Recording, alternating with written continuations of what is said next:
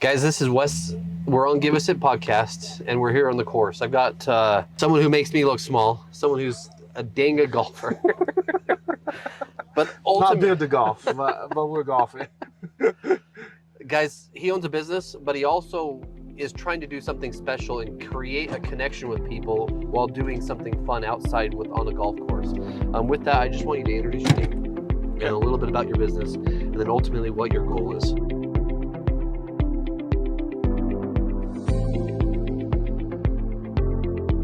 My name is Sione Malamala. I'm straight from the island of Tonga, and I am one of the founders of Toko Golf. It's a community-based golf brand that we build based off communities of people that loves to golf, that support each other on and off the course. And we just started it this year, and we're using it to use the community to find people that needs help and give back to them in whatever ways it is that they need help with. That's awesome. Yeah. So tell me a little bit more about the name. So Toko in my languages means brother. So that's why I use Toko as just like a band of brotherhoods and sisters, but it's basically brotherhood built around brotherhood golf. So yeah. That's awesome. Yeah. And tell me about the transition from Tonga to here, to the U.S., or even specifically Utah. Yeah. I mean, for those that doesn't really know Tonga, Tonga is like kind of like a third world country. Yeah. And I came here as a missionary, but I was serving in Hawaii 2014. And that was like the first time I ever been to the U.S. And for somebody that comes from a very small island, everything looks big family. so big. Yes, I have a very big family. It's basically the whole community is my family growing up in the island. So, and that's why I love the golf brand based off community, because it's where I came from. But yeah. What was family like growing up there? I mean, was anyone in your family an entrepreneur? Yes, both of my parents are entrepreneurs. My dad owns a plumbing business. Okay. So he runs his own plumbing, and he works for the church most of the time, the LDS church. And then my mom used to hand weave mats, like it's traditional. It's kind of like our currency back home. So that's what we used to. Those mats, you have so much value that my mom used to weave those. It takes her months to make, like I said, like a 3x6 mat. Wow. You know, so but she hand weave all of those, and yeah, I guess now that you're asking that, who's like somebody is an entrepreneur, is like my parents were. That's cool. The first entrepreneurs in my family. Yeah.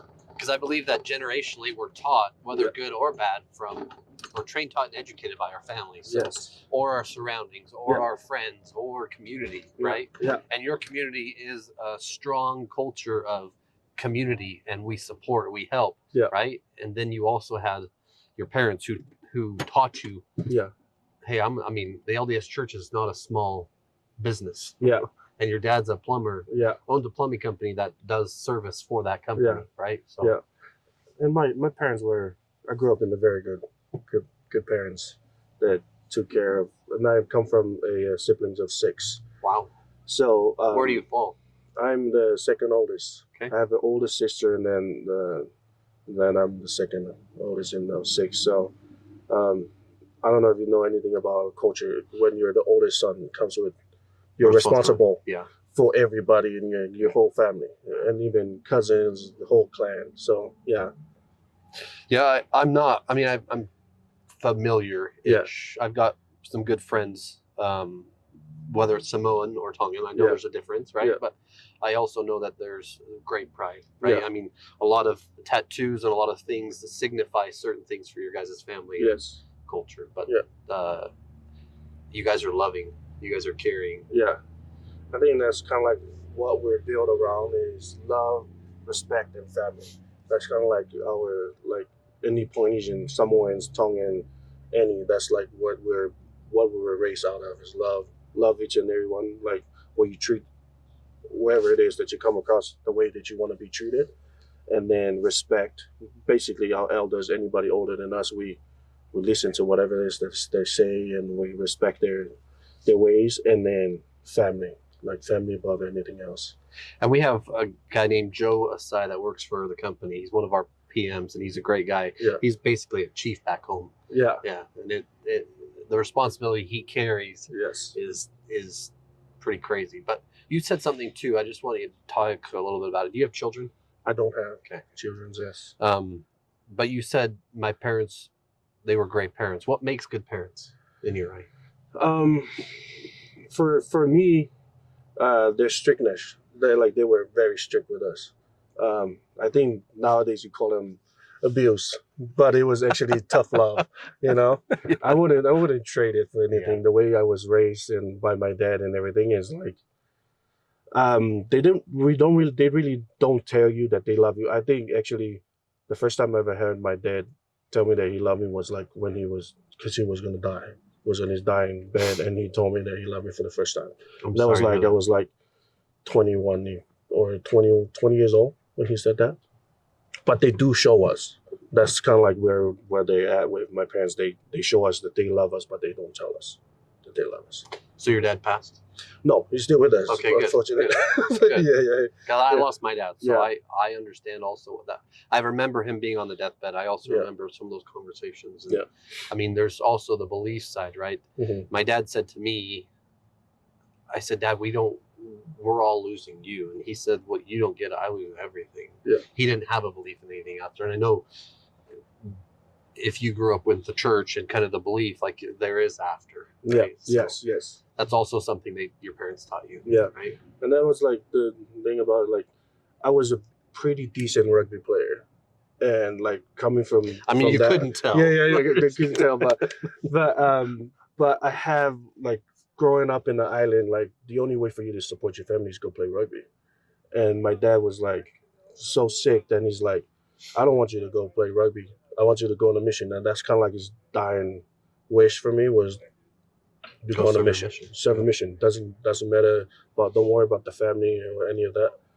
And go on a mission. And I did go on a mission. That's why I went late, because I wasn't even going to go on a mission. Because again, my responsibility as an oldest son is to take care of my family. Yeah. And that was the way for us to do that, was playing rugby. So, yeah. Well, let's talk about your mission. Yeah. I mean, going from Tonga to Hawaii. Yes.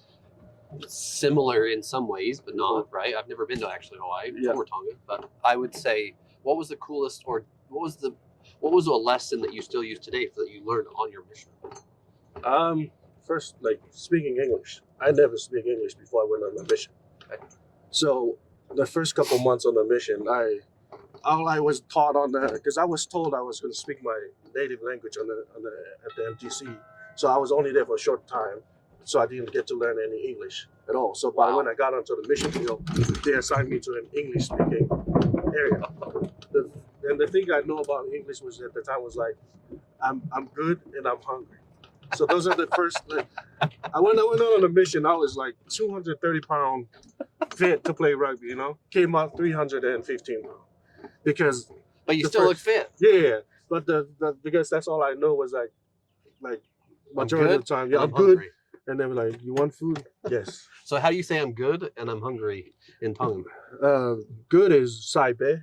Saibe. Yeah, saibe, and then hungry, they're like fiakaya. Fiakaya. Yeah. Yeah, I'm hungry. So a lot of these people that are in Hawaii, again, like they I guess because I didn't speak English at all, so the way that I did my mission for the first year and a half is that I did a lot of service.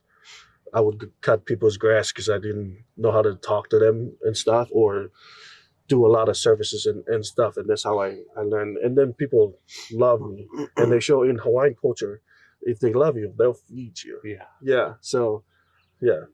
I went through a program with a guy named Satema Noli. Have you ever heard that name? No, I have not. Anyway, he looks like The Rock. I swear he's bigger, meaner, and also loving. And in his program, it was 4 days of absolute hell. Yeah. Like, it was hard. But there's one thing we never did. We never went out without food. We did not go without food. Yeah. Food is part of the culture there. Yeah. In Hawaii, everybody loves their food there. So, yeah. So after mission, what did life transpire into? So went back home after the mission, and then get this, I never finished high school. I was just a rugby player playing rugby, and that's all I did was showed up and play rugby. Never really, I graduated, but they just make me pass because I was a decent rugby player, so I played rugby with them. But I went back home. Well, while I was on the mission, I just went in. Everybody went in and take the test to BYU Hawaii, like it's an English test. If you pass, you get a scholarship to go to BYU Hawaii. So I did the test like 3 months into my mission, so I didn't really speak a lot of English. And you have 100 questions to answer, and it was all multiple choice. And the whole time I was there, and I tell this to people all the time, I played any, mini, miny, mo, the whole test. On every question, that's all I did. Wherever I landed more, that was my answer. Got 98 out of 100. Gary V, I don't know if you've heard his name at all. Yeah. He talks about this all. I just went ABCD, like literally like.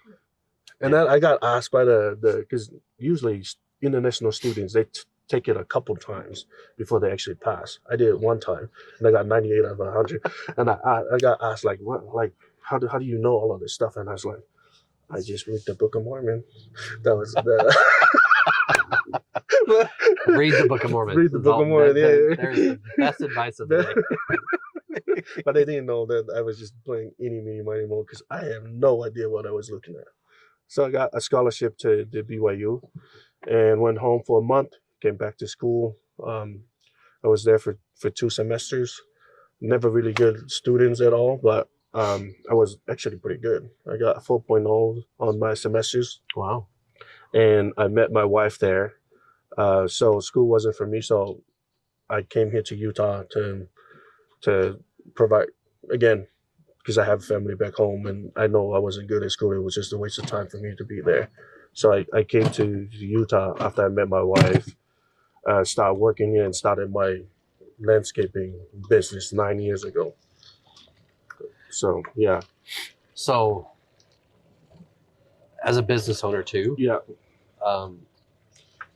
And jumping or going, right? Mine was generational business. So in some ways it was already started. What would you tell someone starting a business today? What would you tell them? The first thing? Find something that you're passionate about. And then once you find something that you're passionate about, then just start doing it. Yeah.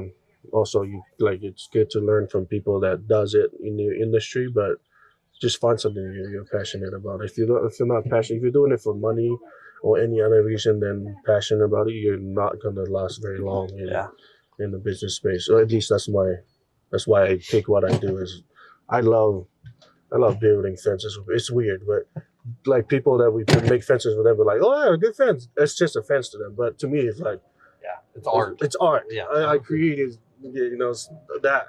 So I'm very passionate about what I do for work. Yeah. So yeah. And I mean, it's been so easy to run a business. Yes. Right? Yes. No. What's a lesson that you overcame through running a business that maybe you could share with someone?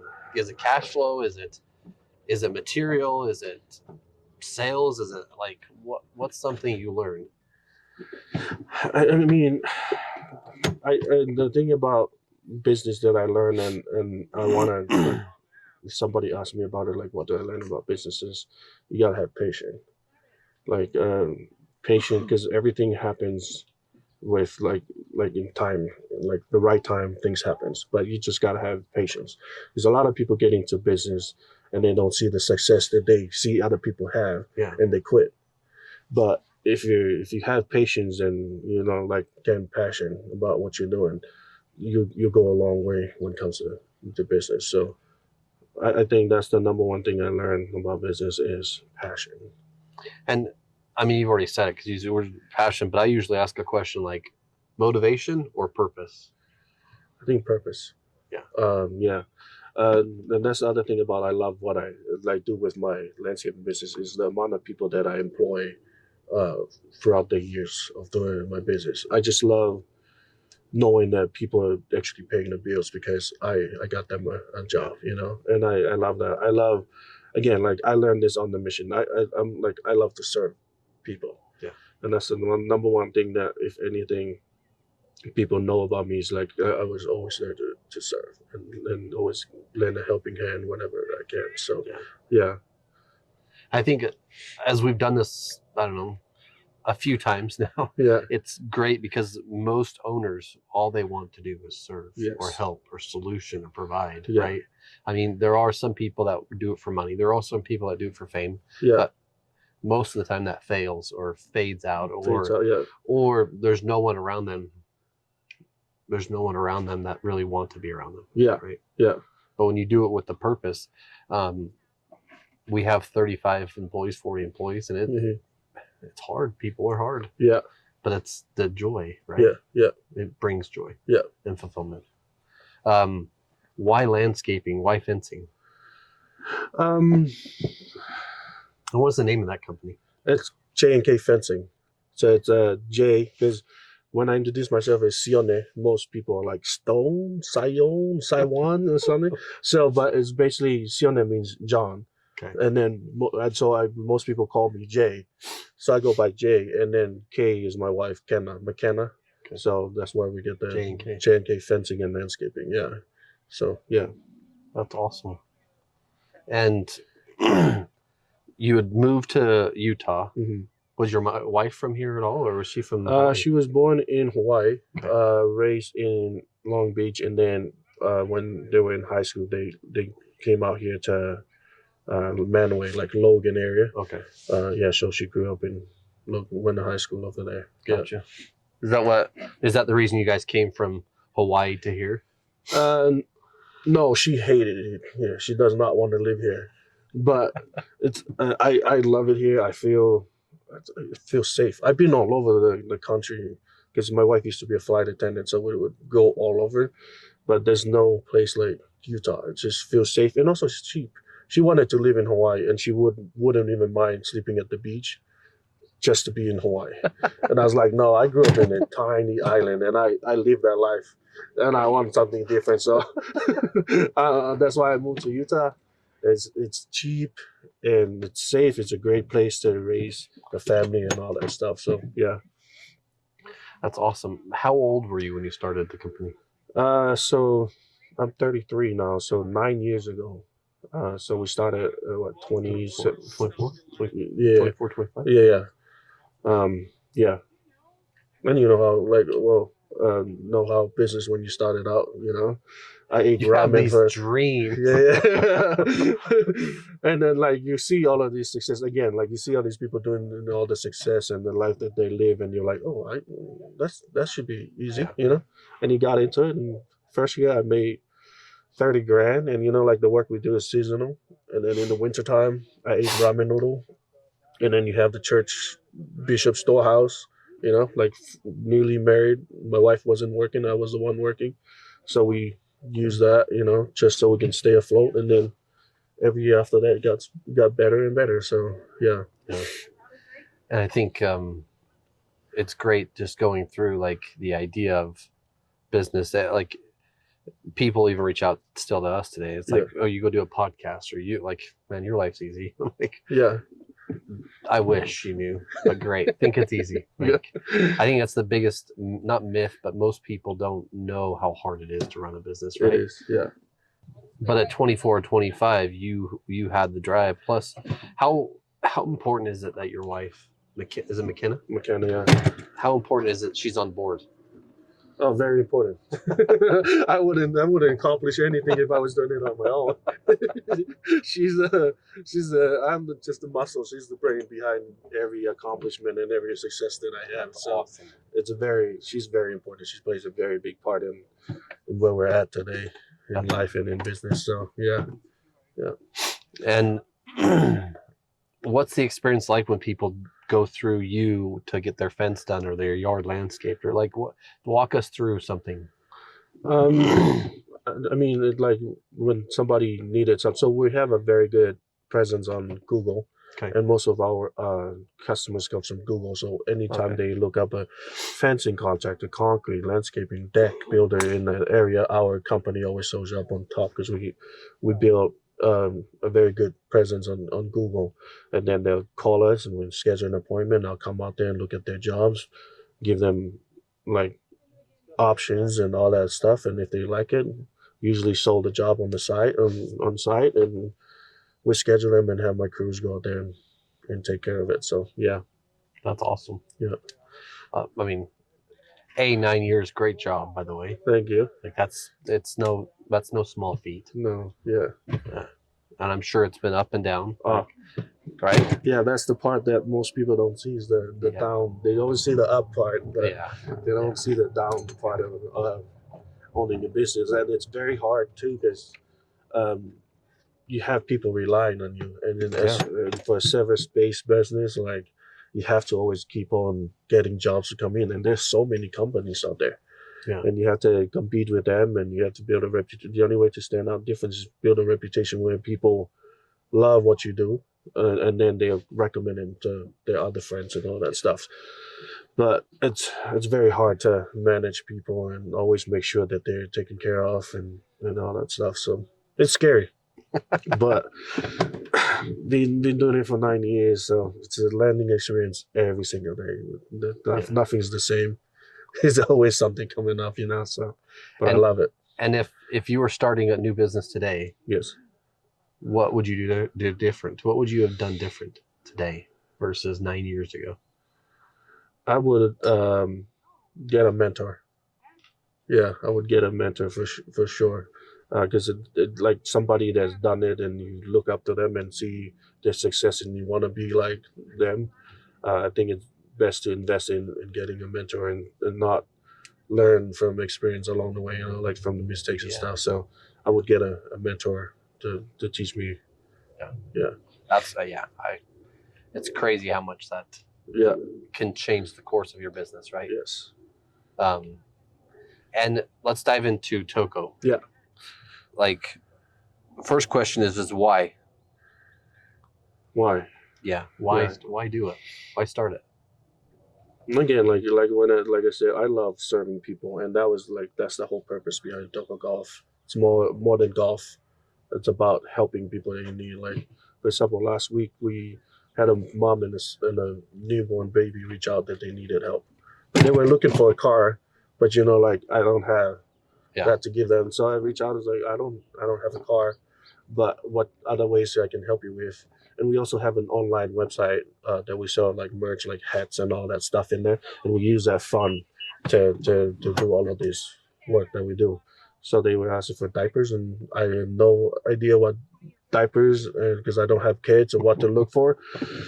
But we got a bunch of diapers, and it was worth a month long of supplies for them and food and all that stuff. And I just love, it's like seeing the relief, the like people's faces when they receive help. Yeah. And the fulfillment, the joy, the not I need credit for, but the way it makes you feel, right? Yes. Plus the generosity, the what it can create is other people that see it, right? I mean, it can create a ripple effect in a lake that'll grow for ever.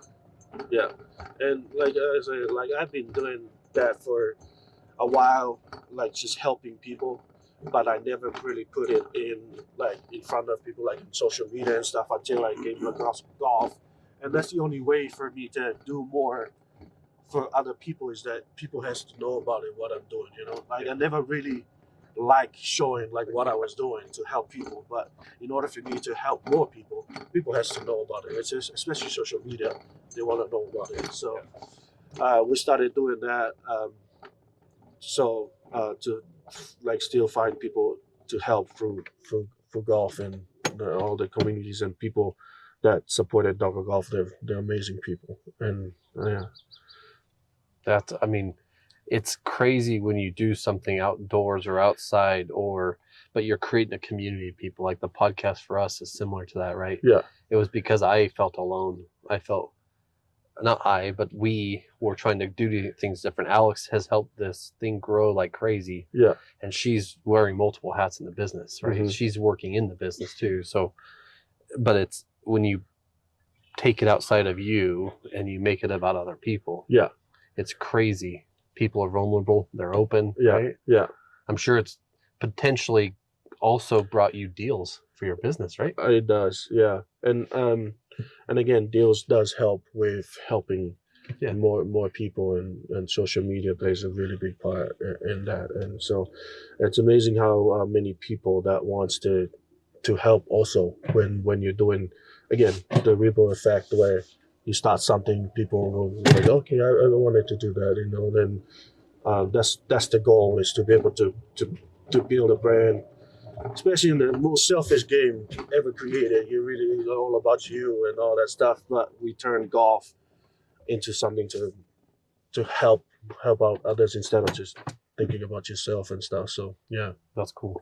yeah, I find it to be amazing, and I think it's great that you're using the community, but also in a way that gets people out. Like, you hear children today are playing too many video games, or Yeah. they're too stuck on this, or yeah, now with AI and everything, like connection, relationship. Yeah. That's going to be the most important commodity Yeah. that people can have. Yeah. Right? Yeah. And you're building a massive network that way yeah, of people also giving back. yeah. So I think that's amazing. Yeah. I think that's amazing. Thank you. No, and then again, like, I love golf because I get to meet. I was like a very shy person, like, especially like growing up playing rugby, like football. People that are good at it, you kind of have like people around you all the time, and I was kind of like, stay away. I just need the space and all that stuff, and it kind of get into my life. So I love golf because I get to just go out and meet. It's a challenge for me to meet people, try to talk to them, and just get out there. Just I feel like I can do more good if I just put myself out there more. So, and that's the whole goal. Is like the vision is clear for me to help people, and I'll do anything that I can, even like whatever it is. That, like, I hate heights, but I'll jump out of the plane if it gets to help somebody. So that's kind of like what I kind of do now with golf. So yeah, That's cool. So with Toko Golf, Yeah. but I want to go back a little bit because I Yeah. want you to iterate it a little bit different. What we talked about also is that you said, I'm able because my business kind of runs itself. yeah. What did you have to do to get your business to run itself? I just gotta take myself out of it. It was hard at first because first I didn't know what I was doing, like, or how to get it to where it's at. And then also I love quality work, and it was so hard for me to step away from business because I get to control the quality of work, Yeah. And I found people that does and value the business the way and see the business the way I see them, and that allows me to do what I'm doing right now, especially with golf. Is I have people that runs a business for me on its own. So yeah, That's awesome. Yeah. I mean, I think that's a great next step for most business owners. We're trying to figure out how to grow ourselves, but Yeah. also in ways that I can help grow in the ways I need to grow, or our marketing, or our yeah, sales team, or our accounting, let's Yeah. say, right, or installation, because we are a service-based business too, yeah, and that service is part of the whole thing. Where how do you grow it? Yeah. When it's you that still runs the business. yeah. I don't think you can, I know a bunch of people that are doing the same thing that I do, and they're still stuck at the same place because they're still like running the business, controlling the business. So I think they should learn to step away from the business and find people to run the business, because I think I see more clearly from outside of the business than being involved in the business. So I think that's a good thing for people to understand. Is like, if you want to grow, you gotta step outside, especially if you're very involved in your business. Step outside, find people to do it, and then just guide them along the process and make sure that they do a good job especially when it comes to your business. So yeah. And what does success look like for Toko Golf? Success is just more people that I can impact and help is the success to me. And that's always been the drive behind the brand, is to help people. So the more people I can help and impact, that's the success I'm looking for. Good. I mean, that's awesome. I think that's amazing. Yeah. I'm grateful you were here, and I'm grateful able to meet and, I mean, connect and grow, and Yeah. how to help support. So, how do people reach out to Toko Golf? How do people get involved in the community? It's on Instagram. On Instagram, it's Toko Golf Official is my handle. We have a free community in there where people like, if you're interested in being a part of the community, or just DM me and I'll add you into the group. And it's just a bunch of golfers. The people loves golf and they connect in there. And that's the other thing is, like, we also, like, golf is like, it's kind of hard to play golf also if you don't have other people to go with you. Yeah. So we created the community, and if people playing golf and they don't have anybody to go golf with in the community, they'll be like, oh, I'm playing at River Oaks at 9 o'clock on Thursday. Anybody's available. So they find people in there. And also a lot of people meet and do business in that community. So it's a free community. And yeah, Toko Golf Official and Toko Golf on TikTok and all of that stuff. So yeah. So what's next for Toko Golf? Like, what's next? I think what's next is, like, we're basically just doing what we're doing, but get it to, like, scale it. So again, find more people find more people that wants to be involved in helping in other people too. And I think just for me, just like trying to find ways to do good. A lot of people needs it. The world needs it now more than ever. And as in any way that we can help out and be able to do good for anybody in any form, that's the way. And I have a good team with me that see the same vision and love what we're doing and all that stuff. So yeah, I'm excited for it. Yeah, that is awesome. Yeah. What was this like, this experience for you? I know you said this was your first podcast. Yes. Right? You have no idea. I was scared. Why? I just look at me compared to you. I mean, like for somebody, I just feel like I'm not well educated enough to be a part of something like this. Like for me, like, I never finished high school. I learned how to speak English on the mission. And then sometimes still when some people are talking in English, sometimes I cannot even understand what they're talking about. So I have to, like, really focus, or even ask twice. So, man, like, could you put that in a way where I can understand? So I was kind of just scared to, like, you ask me a question and, like, what am I supposed to say? So this is a very cool experience, and I'm excited to, like, again, like, trying to get the Toko Golf brand out there, help other people along the way too with content and all that stuff. And yeah, I love it. Did we make this easy for you?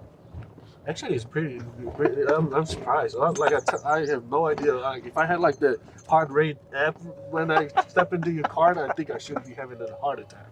Now, if you were to step on a field for rugby, you would. I love that. You would lay it right down. But being one of you definitely know what you're doing. So you made it easier for me to kind of participate in the podcast and all that stuff. So yeah. Well, I appreciate your time. I appreciate all of it, and your swing's amazing too. So it's great. It looks good, but I just don't know where the ball goes after I hit the ball. So it's because it goes way too far. You can't see that far. Is what you're saying, or what? No, this course is too tight for my swing. So that's awesome. Well, guys, this is Give Us It podcast. Do your part. Reach out, build a community, and also be a part of this community. Help it grow. Help it create something that helps others too, because that's the ultimate goal, is to help us change the world by changing others, right? Our lives, we can bless other people's lives by what we do. Yes. So this is Wes. This is Give Us It podcast. Share this with someone and join Toko Golf, join their community, and be a part, especially if you're a golfer in Utah. Everybody's welcome. So, Thank you. Thank you. Hey.